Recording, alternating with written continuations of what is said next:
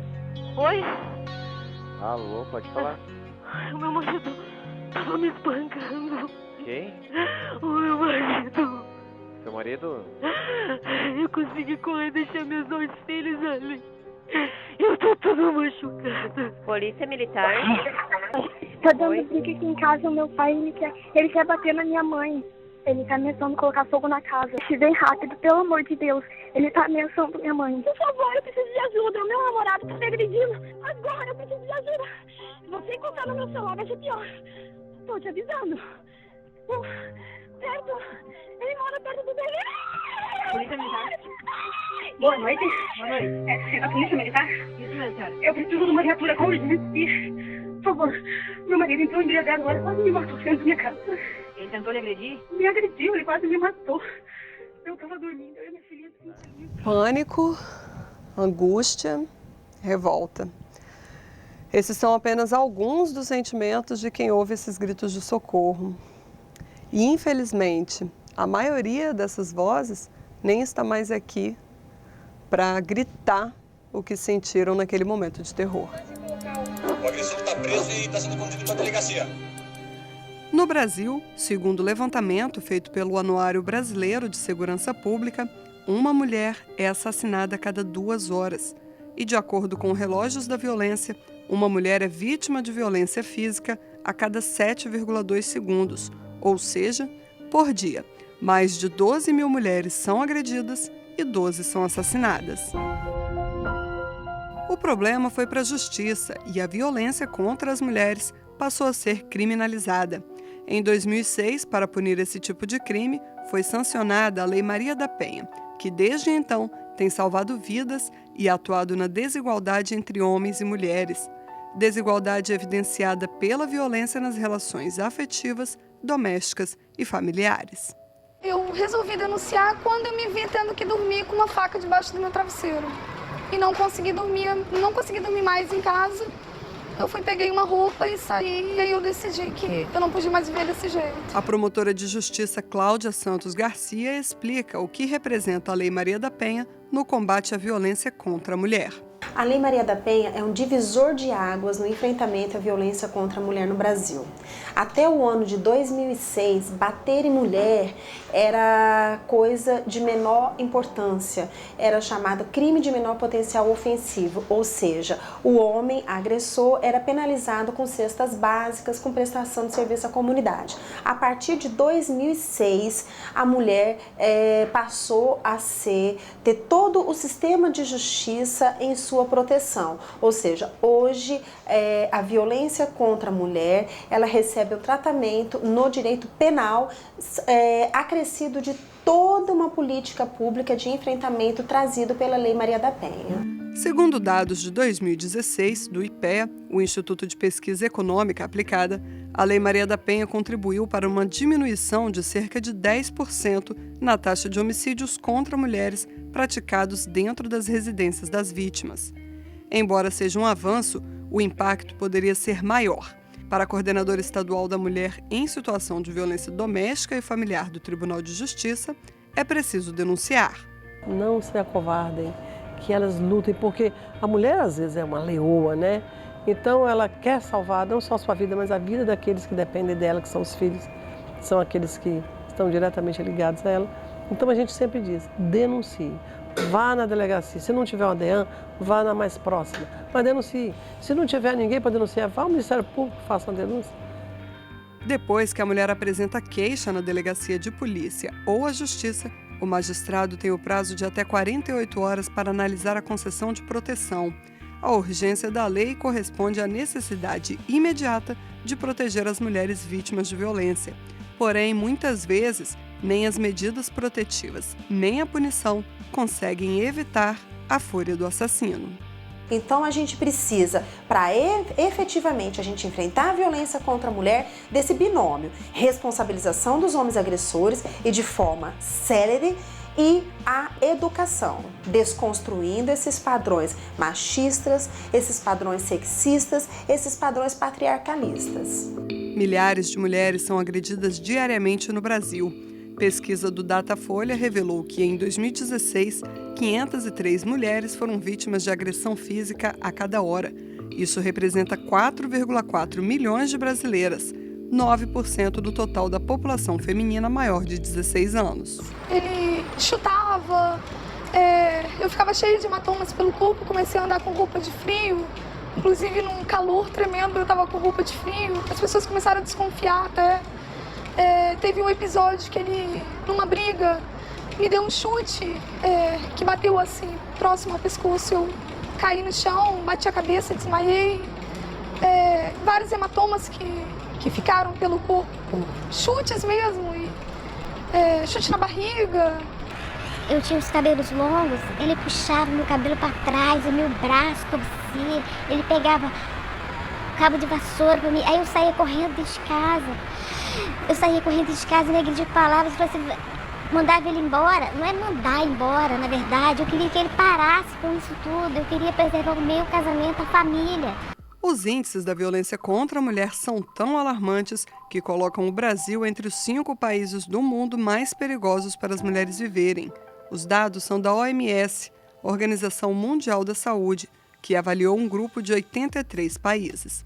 Tanto a OMS quanto o Mapa da Violência de 2015 apontam uma taxa de quase 5 homicídios por cada 100 mil mulheres. O Espírito Santo se destaca negativamente, ficando sempre entre os primeiros estados no ranking de maior violência contra a mulher.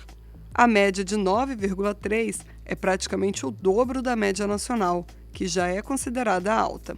A gente não tem uma resposta específica para esse porquê que ocupa os primeiros lugares no ranking. O que nos leva a crer são alguns fatores. Primeiro que tradicionalmente o estado do Espírito Santo durante décadas foi sendo um dos estados mais violentos do nosso país. Então a violência urbana ela acaba que ela cria reflexo nas variadas formas de violências e não seria diferente na violência de gênero. Nós temos também uma região norte do estado, onde foi a última região do Brasil onde os navios negreiros chegaram de forma clandestina. Então, essa região norte, que é o Porto de São Mateus, que foi o último porto a receber tráficos de negros no nosso país, ali a gente tem uma cultura patriarcal muito forte. Então, assim, isso são fatores que, somado, nos leva a crer que isso seja um dos indicativos do porquê que o nosso estado lidera ou liderou durante tantos anos esse ranking de violência contra a mulher. A gente está ainda vivendo, talvez, numa fase de transição do empoderamento das mulheres, né? As mulheres ainda estão criando consciência de que elas podem se afirmar no mercado de trabalho, nos lares, né? E até exercer cargos de chefia nas empresas ou cargos políticos importantes. Mas isso me parece que acontece assim, muito lentamente aqui no Espírito Santo.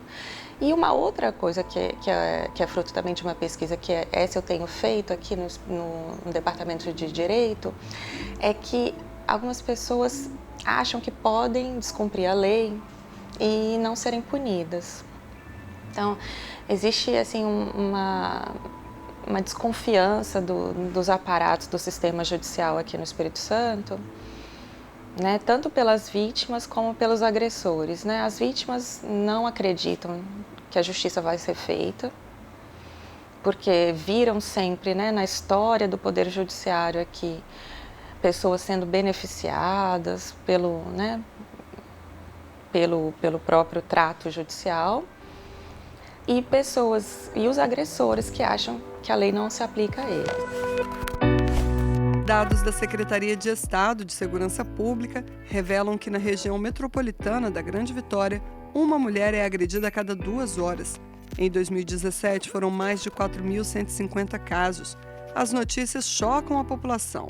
São grávidas espancadas pelos seus companheiros, mulheres torturadas pelos seus maridos, queimadas, meninas estupradas, namoradas mortas por vingança.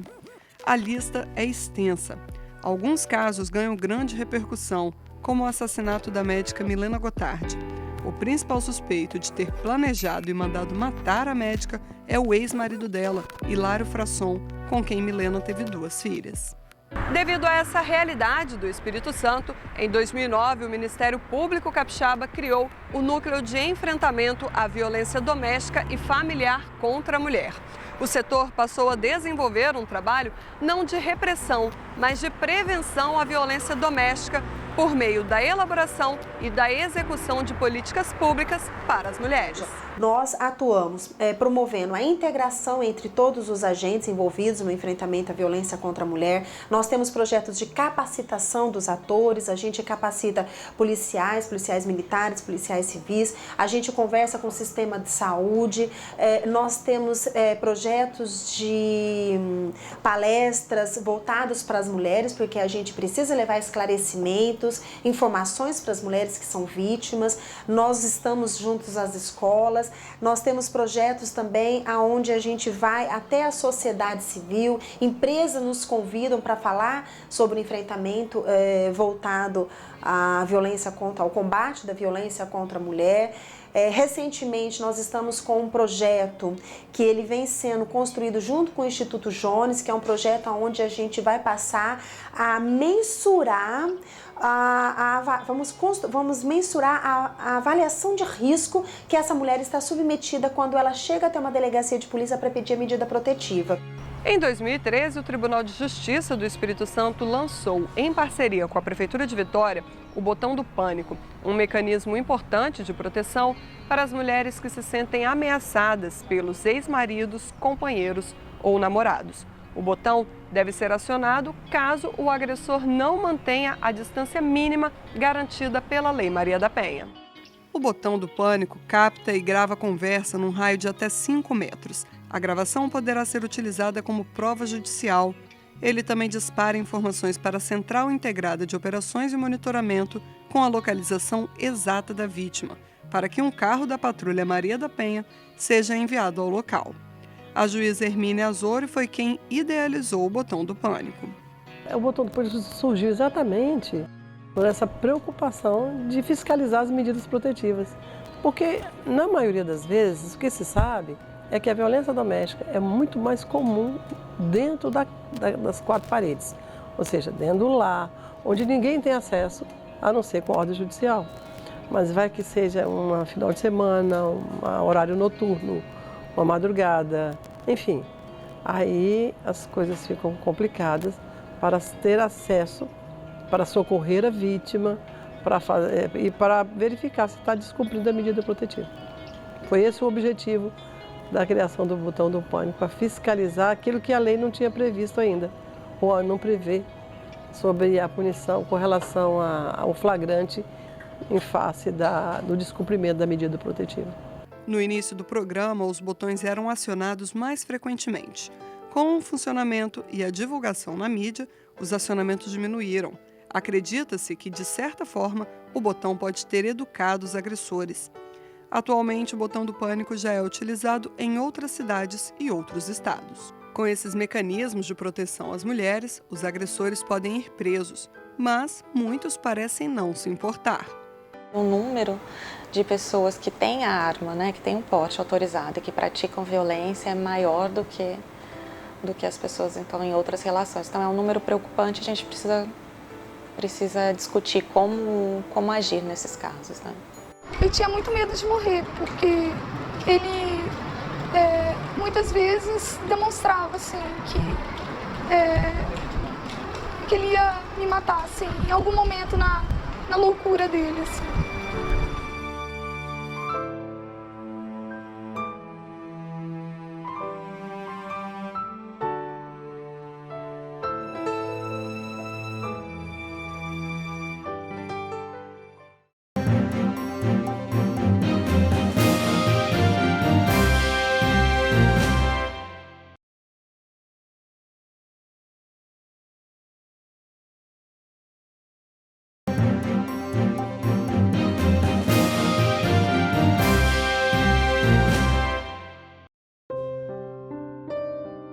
Ele tomou posse de mim e depois do 6º ano ele me traiu e nisso partiu para agressão. A agressão é que machuca a alma. Vai, você não presta para nada, pra mim você não presta pra nada. Você é burra, você é uma fraca, você não... Você... A ajuda para tentar entender e diminuir essa violência vem de diversos lados. Um grupo de pesquisadoras da UFES, a Universidade Federal do Espírito Santo, se uniu e criou um laboratório de pesquisa sobre violência contra mulheres no Espírito Santo. O grupo reúne ainda entidades da sociedade civil e órgãos governamentais. O objetivo é levantar questões como quem são as vítimas ou quais são as causas da violência e ainda propor políticas públicas para a redução desses números. De acordo com esses estudos, o homem agressivo apresenta características comuns, como alcoolismo, desemprego ou nível ocupacional reduzido, autoestima baixa, experiência com maus tratos e depressão, entre outras. Por outro lado, o agressor também pode apresentar perfil de bom moço, elevado nível cultural e de escolaridade, e que justifica o comportamento da mulher para a punição. Inicialmente ele era uma pessoa muito tranquila. Depois do casamento ele se mostrou uma pessoa muito ciumenta, possessiva, controladora. Rapaz, gente boa. Aparentemente, na rua. Chefe de família, pai, amigo na rua. Mas como marido, até o 6º ano de casado, tudo bem. Depois, não deu. Muitas vezes a mulher não quer romper com seu companheiro, mas acabar com a violência. Muitas mulheres têm tendência a suportar os maus tratos por um longo período até pedir ajuda. Isso acontece em todo o mundo. Quem atua com o problema analisa que elas não se compreendem como vítimas de violência, têm vergonha de expor a intimidade, de serem desacreditadas. Apresentam dependência emocional e econômica e até se sentem culpadas por processar o parceiro. A violência contra a mulher, ela é difícil combate, ela é difícil enfrentamento porque ela é diferente da violência urbana. A pessoa, quando é vítima de um roubo, quando ela é vítima de um furto, ela não tem uma relação íntima de afeto com esse agressor. Então, tudo que ela quer é que ele seja punido, é que ele seja responsabilizado, ela mantém o depoimento dela do início ao fim. Se ela for chamada 10 vezes na delegacia, ela vai falar contar a mesma história do início ao fim. Agora, quando você fala da violência doméstica, a gente está falando de pessoas que mantêm uma relação íntima de afeto. E aí que a gente chega no ciclo da violência. Muito dócil e bonzinho comigo, tentava me agradar de tudo quanto é forma. Pedia perdão demais. Eu achava até que ele realmente tinha se arrependido. E, na verdade, no outro dia era a mesma coisa. Mandava ele embora, não é mandar embora, na verdade. Eu queria que ele parasse com isso tudo. Eu queria preservar o meu casamento, a família. Às vezes, as mulheres só descobrem que são vítimas de um relacionamento abusivo quando chegam às delegacias. Há mulheres que elas se sentem efetivamente culpadas. Aí você pergunta, eu já conversei com muitas delas, e ela, mas por que você se sente culpada? Porque de tanto falar, eu estou me sentindo... Mas é o que elas não entendem, que isso é uma violência psicológica. A violência psicológica é uma violência que é silenciosa. A gente não percebe porque a gente está acostumado a naturalizar esse tipo de atitude, assim, por parte dos homens, né? Então, por exemplo, o desprezo afetivo, a chantagem emocional, todas essas tentativas de inferiorização da mulher são parte de uma violência psicológica. Também causar constrangimento, xingamentos, perseguição. Esse tipo de atitude é um tipo de atitude que provoca um adoecimento, né, psicológico. E isso faz com que a pessoa fique presa naquele relacionamento.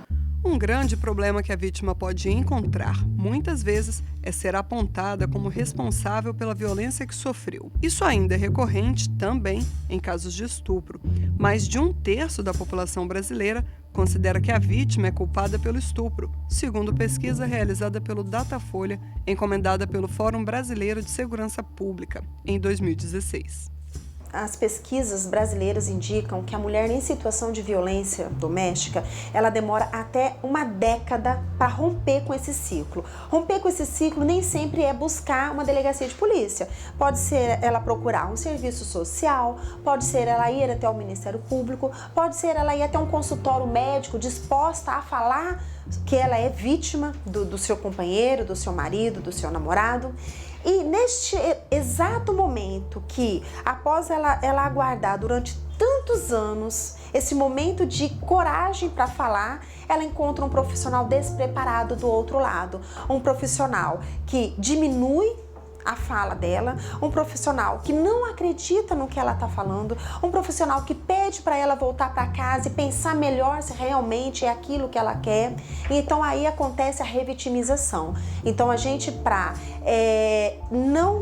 neste momento da revitimização há um grande perigo, porque se essa mulher demorou até 10 anos para fazer essa denúncia e quando ela tem coragem para falar sobre o problema, ela não encontra um profissional preparado do outro lado, ela pode se dar conta de que não, na realidade ela está errada. Ela é realmente a causadora dos seus problemas. Quando o homem tenta manter, por meio da força, uma relação sexual não desejada, ou quando força o casamento ou impede que a mulher use métodos contraceptivos, isso também é considerado violência sexual. Além das violências física, sexual e psicológica, existe ainda a violência patrimonial, também caracterizada na Lei Maria da Penha. Ela é entendida como a retenção, destruição ou subtração dos bens da mulher, recursos econômicos ou documentos pessoais. A gente começou a brigar na lua de mel. Ele se transformou depois do casamento e começou a ficar agressivo. Depois de alguns meses eu saí de casa porque ele me deu um soco no rosto. Mas eu não levei nada. E aí quando eu quis pegar minhas coisas, ele não deixou.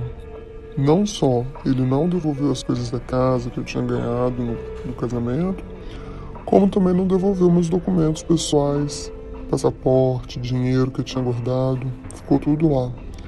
Até que eu conseguisse recuperar por uma medida judicial, já quase um ano depois. Existem ainda violências que não são praticadas pelos companheiros, mas sim por outros homens, apenas pelo fato de a vítima ser mulher.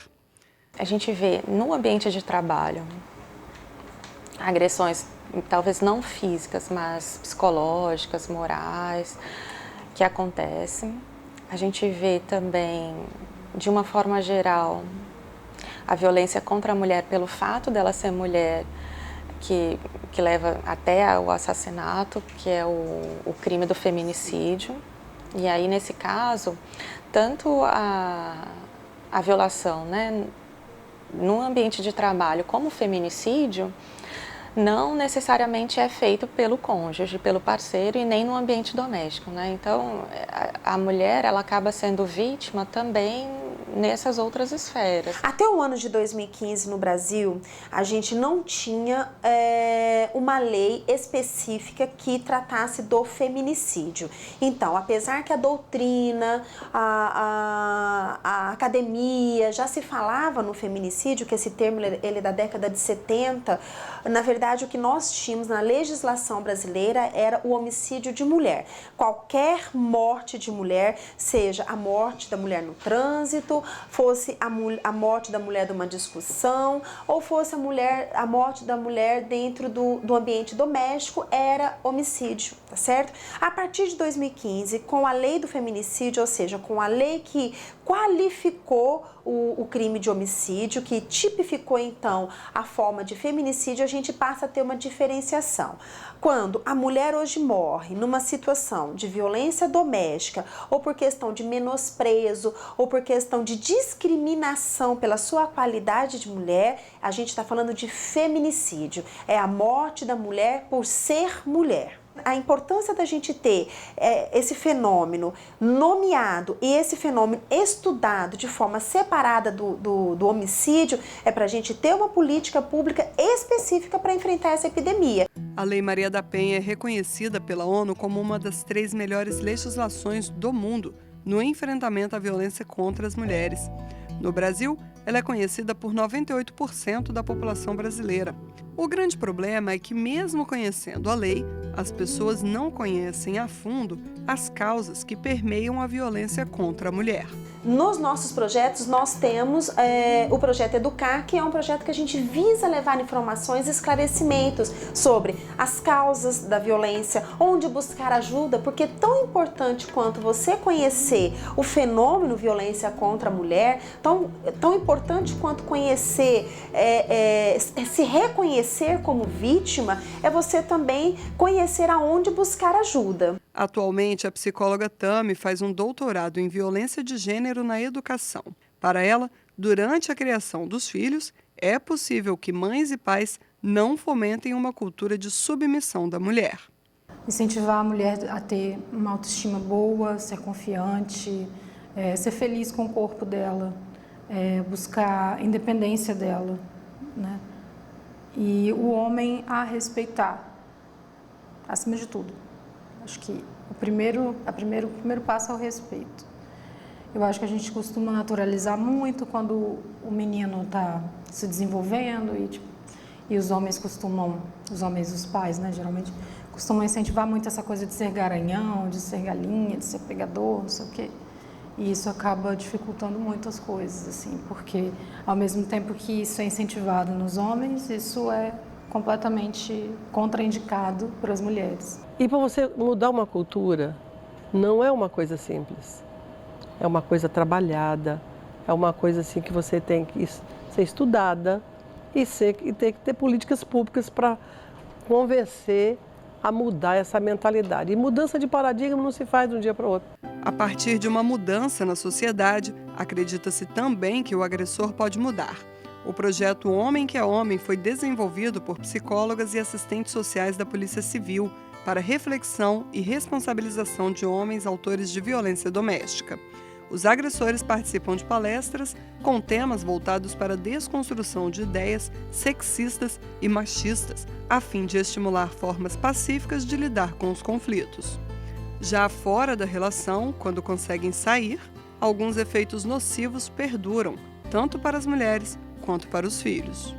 É muito difícil a mulher conseguir se livrar daquele adoecimento, né, que ela viveu sozinha. Então, é muito importante que ela busque um acompanhamento psicológico e, às vezes, vai ser necessário até encaminhar para um psiquiatra, dependendo da situação, porque ela pode desenvolver um transtorno de estresse pós-traumático, uma síndrome do pânico, uma depressão, uma ansiedade, coisas assim, questões de saúde mental que debilitam a gente. Na verdade, eu desenvolvi muitos problemas por causa disso, muito desconfio de pessoas, tenho medo que pessoas que parecem muito boazinhas, depois eu fico assim, será que é isso mesmo? Fiquei traumatizada. Além de relacionamentos abusivos com mulheres adultas, não podemos esquecer que meninas também são vítimas. Segundo dados do Mapa da Violência e Homicídio de Mulheres, a violência sexual corresponde a cerca de 12% dos episódios de violência contra a mulher. E as principais vítimas são adolescentes e crianças, que somam mais de 70% dos registros de violência sexual. A maioria dos abusos acontece dentro de casa e por pessoas conhecidas das crianças ou até do próprio grupo familiar. E a Lei Maria da Penha está aí criando mecanismos para coibir e prevenir a agressão ambientada na convivência familiar. A lei se tornou um instrumento de transformação social ao longo dos seus mais de 10 anos de existência.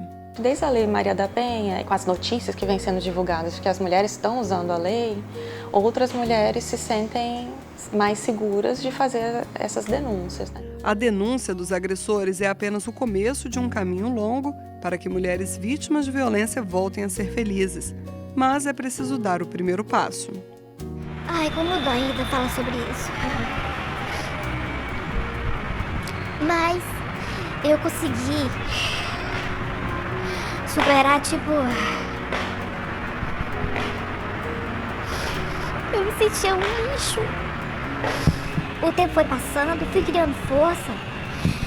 Eu ainda era jovem, formosa, mas diante disso tudo eu superei. Eu coloquei na minha cabeça porque eu sou forte. Eu tenho que ser forte, eu tenho que guerrear. Aí eu lutei, a luta foi tão difícil, mas eu consegui. Hoje em dia, eu tô assim frágil porque falo no assunto, a gente vive tudo de novo. Mas eu tô forte, feliz, casei de novo. Meu marido é uma pessoa muito bacana, é um homem mesmo. Eu tô falando isso para as pessoas que passaram e passam por essa fase difícil. Nunca desistam. A gente tá no mundo para ser feliz e fazer as pessoas felizes.